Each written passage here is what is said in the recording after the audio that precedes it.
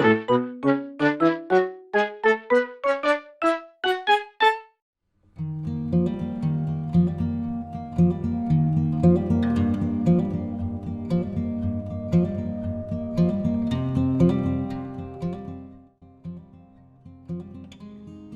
everyone and welcome back to my channel, and in today's video I am doing a no paintbrush challenge, and that basically means I'm not allowed to use a paintbrush when I paint because that seemed like a great idea.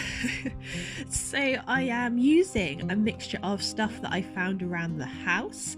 I'm using my beauty blender, which I did a video on a while ago, a painting with a beauty blender video, so I will leave a card to that in case you missed it. But yeah, the beauty blender, I'm using that for the background, and then I'm using a mixture of knife, fork, spoon, other makeup sponges, guitar picks, Q-tips, oboe reeds, because I have some of those that I wanted to throw out because I finished with them. And yeah, just a mixture of odds and ends. And I know I posted a video recently saying that I wasn't going to post crazy challenge videos for the sake of it, so before anyone ats me in the comments, I was really excited about this challenge. I thought it would be really good to push my mark making, if you like, and push my use of textures and just get me to think a bit outside the box and push my creativity rather than just a challenge for the sake of it. So that is why I'm posting a challenge video straight after I said that I wasn't going to post crazy challenge videos. But yeah, I never said I wasn't going to post challenges. I was just going to do things that were good for my art development, and I think this was really good for my art development.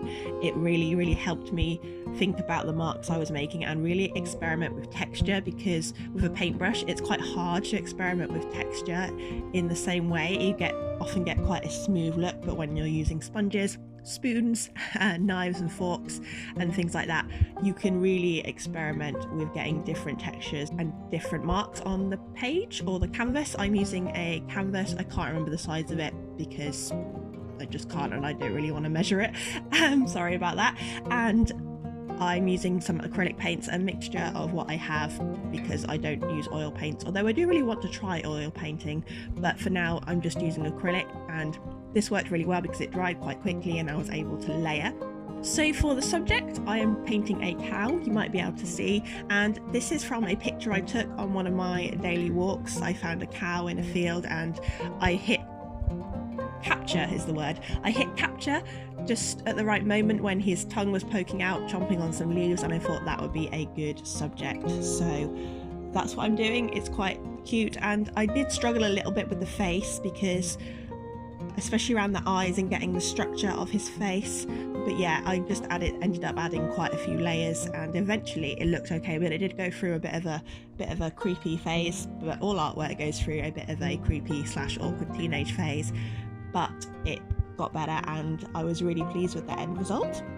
So I am using, like I said, a mixture of different things, and I quite enjoyed painting with the Q-tip because I think that was most like a brush, and I tried not to use the Q-tips too much because it was, like I said, the most like a brush, so it felt like I was cheating a little bit, but it's not a paintbrush, so I wasn't cheating. And for the leaves and texture on the background, I used the back of a spoon and just put a mixture of green paint and yellow paint on and just whacked it down on the canvas, and I think this worked really well. And I think that was my favourite technique, was using the spoon, and I think I want to do a spoon painting. Not a painting of a spoon, but painting using spoons. So I really enjoyed this challenge overall. It was oddly quite liberating to not use a paintbrush, and I didn't really feel like I needed to go and grab one at any point really. There was the occasion where I thought, oh, a paintbrush would be useful here, but I managed to work with what I have, and I think it's really good to think outside the box and maybe try painting with things that you wouldn't normally paint with, because it really does make you think about how you're placing the paint and how you're blending the paint on the canvas in a new way, and it really does help with texture. And it helped to kind of loosen me up a little bit because I can be quite a control freak when I'm painting, and that is why watercolor is not my friend. And I just think it kind of helped me not to be such a perfectionist with the placement, although it does still quite look a little bit controlled, but it gives it a little bit more of an abstract look, especially in the background, and some really cool textures, some lumpy and rough textures. And yeah, I'm really pleased with the end result, and I think actually it's probably one of my better paintings. So who knew that to improve on painting, all I need to do is just not use paintbrushes.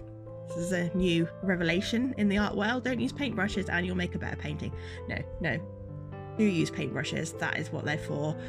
Just maybe add other things to your paintbrush collection, like spoons or plastic hairbrushes, because I don't really know why I have a toy plastic hairbrush, but I thought it would be really good to do almost like the dandelion clock effect in the background. I don't know why I have it, but it's come in useful, so there we go. There's my toy hairbrush. So if you are new here, welcome. My name is Katie. I do usually paint with paintbrushes and things that you should make art with, but this is just a challenge video. I do have some other challenge videos if you like challenges, but I also have videos where I paint normally, if that makes sense. And yeah, I have my own little mouse character called Charlie, so if you like this video, do feel free to have a look around my channel to see what else I do. And comment down below with what is the craziest thing you've ever used to paint with. I think mine is definitely the toy hairbrush. And if you like this video, you know, emotionally, please do leave it a like down below, as that really does help me out. So I'm just finishing off the background here with my spoon, just spooning the paint on, having a good old time there.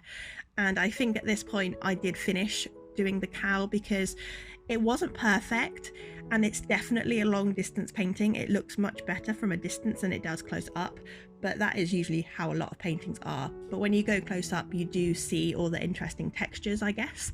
But yeah, I kind of didn't want to put too many layers on in the end, especially on the face of the cow, because it was just looking a little bit muddy. But I think it works, and I do really like the end result.